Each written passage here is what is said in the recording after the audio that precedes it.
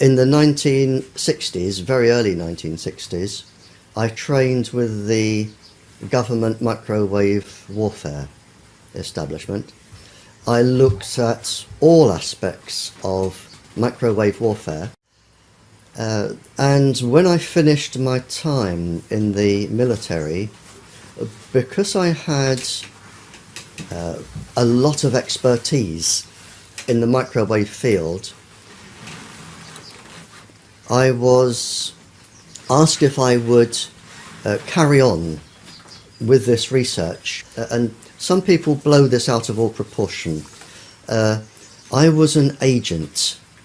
I don't like the word secret agent, because secret agent, when you say secret agent, people think of James Bond, who wasn't a secret agent and he wasn't a spy. James Bond, the fictitious character, is military intelligence, and I wasn't military intelligence.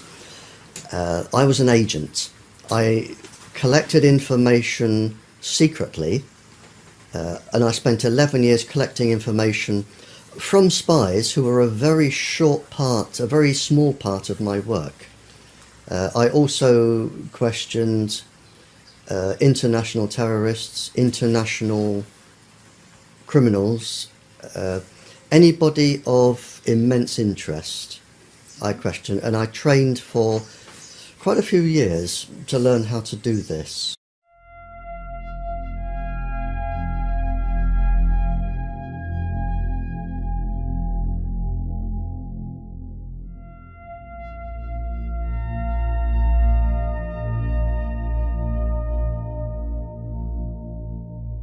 They found that there was an unusual number of breast cancers, childhood leukemias, other cancers, and they couldn't work out why. So they changed some of the staff, and then they went down with leukemias and cancers. And again they changed the staff, and then they looked into this and found they were being microwaved. And this is where the United States became a little bit naughty. They decided to keep this quiet. The Americans used their own people as initial guinea pigs to develop their own weapons. And then when it was discovered what was going on, initially there was a denial that you always get. Then there was a cover-up report. And finally, a very renowned professor, I think he has about 18 professorships, John Goldsmith, he wrote the definitive proper report and found that low-level microwaves were causing an enormous amount of cancers and leukemias and ill effects. And by then, everybody was leaping onto the microwaves as stealth weapons, and they go from there, which was the 50s, right up to and including the present day.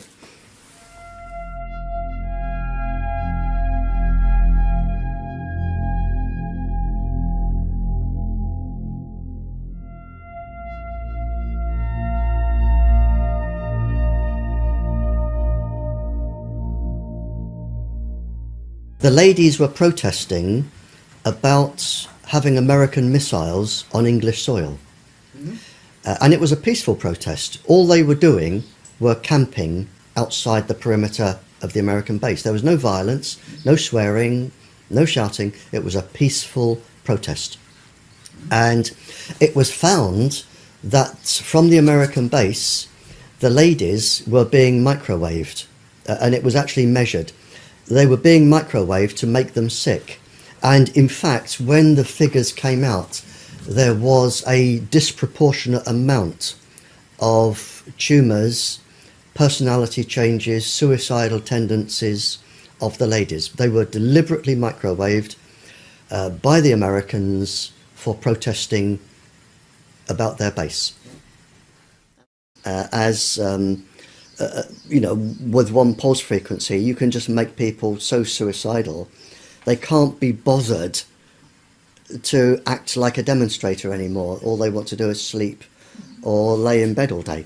So, so if you're targeting demonstrators, you make them suicidally depressed, and they don't care about demonstrating anymore because they're too upset.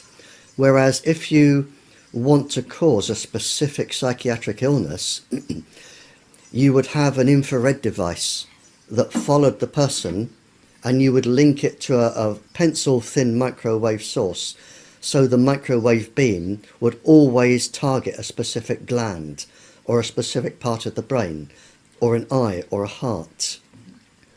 So you would have them being targeted.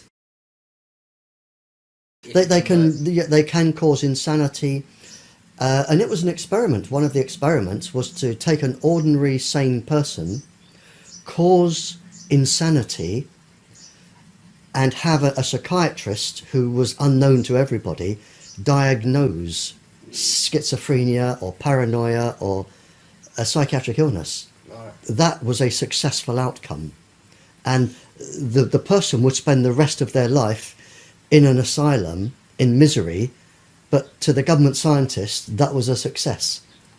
Well, it's a guinea pig locked up. Oh yeah.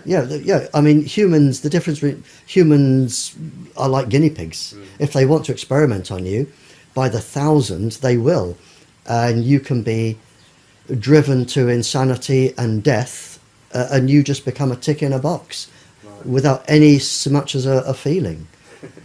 Yeah, and this is what they do, and this is why they are above the law.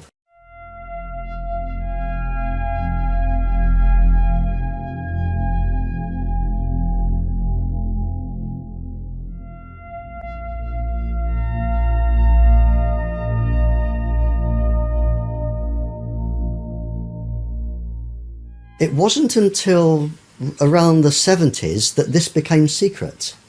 For some reason, it was talked about openly. You know, if I'm talking to a spy and I want to find out where the spy was trained, how the spy was recruited, over the 5-year period of training and everything that went on, it's going to take years and years and years. But if you want to talk about microwaves and chips and microwave weapons, they'll just talk about it over a biscuit and a cup of tea. It wasn't secret. Most governments talked openly, or people talked openly about it. It wasn't until the 70s, mid-70s, that I think the full potential of this globally came into force, and the governments decided then to put everything under the Official Secrets Acts. But until then, nothing was secret. It was just talked about openly. That's actually very interesting. Yeah, I mean, it just wasn't, people didn't know about it. It wasn't general knowledge. You wouldn't meet somebody in the supermarket and say, have you got a chip in? But the people that had them knew they had them, and they would go around talking about them, and other people would talk about them. Whereby with the special forces, you could send down, if you had an idea roughly what country they were in, you could send down a beam from a satellite. The chip would be switched on by the beam, energized, and would send a signal back.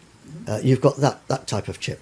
The other type is when it is pulsing continuously to stimulate, let's say, a gland in the body at a set frequency to produce a specific chemical that will produce a specific biochemical response in the brain. So you can have one working permanently, and you can have them working intermittently, and you can have them that will only work if they are stimulated. Yeah, I mean, voices are the easiest ones, because all you have to do is stimulate the cochlea with a set resonant frequency. It's very easy. Voices are very easy, and it isn't people imagining voices. They physically hear them. They physically hear, as I'm talking to you, my voice isn't inside your brain. My voice goes no further than an inch into your ear, no further at all. It's the electrical signal that makes you interpret how I sound. And once you've got this electrical signal, which can be a chip or lots of things. You can physically make people hear voices, certain voices, and it can be any conversation, and it can be anybody you want to hear. It can be a soft, angelic voice. It can be a god. It can be something that scares you, like a devil. It can be anything.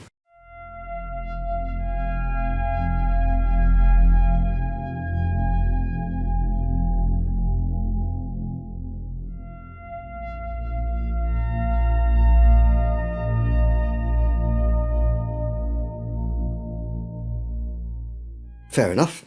So I was there. I went into the back of a big black car, and it took me off in the dark, and then underneath a huge building in the dark.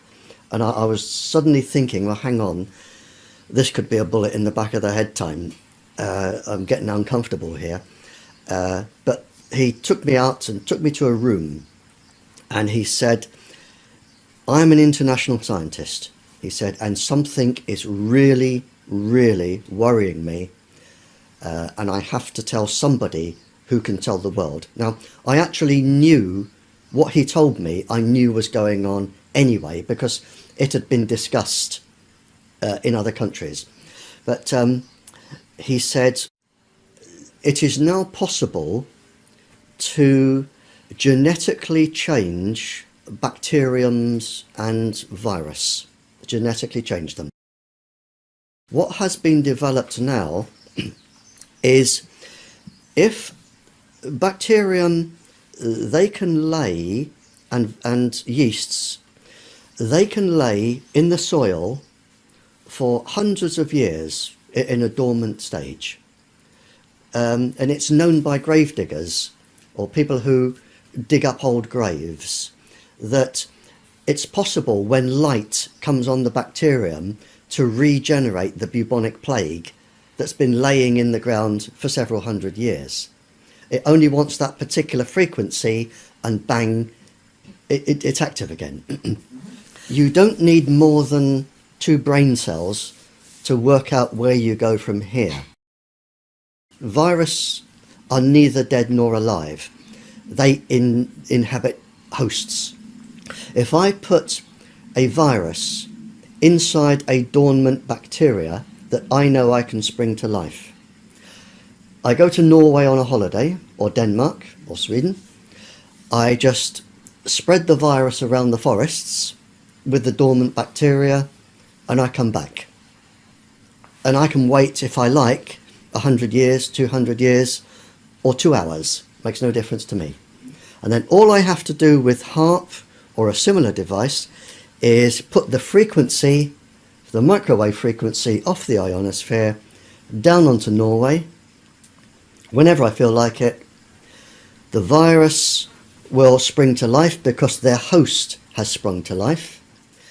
This is where we are. So countries can now, just by introducing bacteriums and viruses and whatever, they can totally devastate the economic possibilities of another country. But doesn't that mean that we are in a new Cold War and that the entire military is obsolete? Oh, you're absolutely right. We are in a new Cold War. And this is why countries are developing this. I mean, really developing this. And this is why all of the microwave transmitters are going up everywhere. Because somebody, if they wanted to, could use them for other effects. The system is up and running.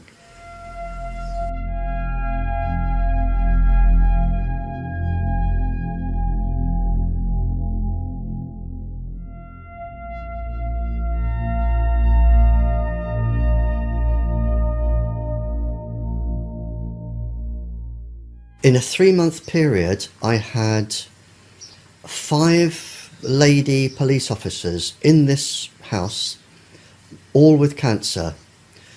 I've had a series of calls from officers saying that their personalities have been changed. Whenever I go to a country, and I think the year before, I did 6 countries, I think last year or the year before, the questions always come around to Tetra. And they always come around to aggressive behaviour from the police since they started using Tetra. And I have the government documents that say this can cause neurological damage, this can cause cancer, this can cause aggressive behaviour and personality changes. This was at the beginning of the experiment, and the experiment with Tetra is not due to finish until 2018. So it's an experimental system. The United States one was quite interesting. It was to do with special forces. Probably 5 or 6 years ago, they came back from a mission, and of the 6 or 8 gentlemen that were in the special forces, 5 of them, I believe, went home. I think it was 5 or 6 went home and severely beat their wives or children or both, where some of the wives died, some ended up in hospital, but they were severely beaten. And it was believed that the communications apparatus they were using was entraining the brain and stimulating violence. And this was Fort Bragg. Now, I either had a phone call from Fort Bragg or I had a phone call from the embassy to ask if I knew what frequencies could cause this. Because I ended up talking to each. And I said, don't tell me, I will tell you what frequencies they have been using. Now, the Special Forces don't just hold them up, they're on permanently. So we're talking massive entrainment, far beyond what the ordinary person would suffer. But it induced such a level of entrainment and violence. So I told them what frequencies I believed they would be using. I sent them documentary evidence, and the whole thing was hushed over, and it was on the news, but then they obviously, I would imagine, changed the frequency.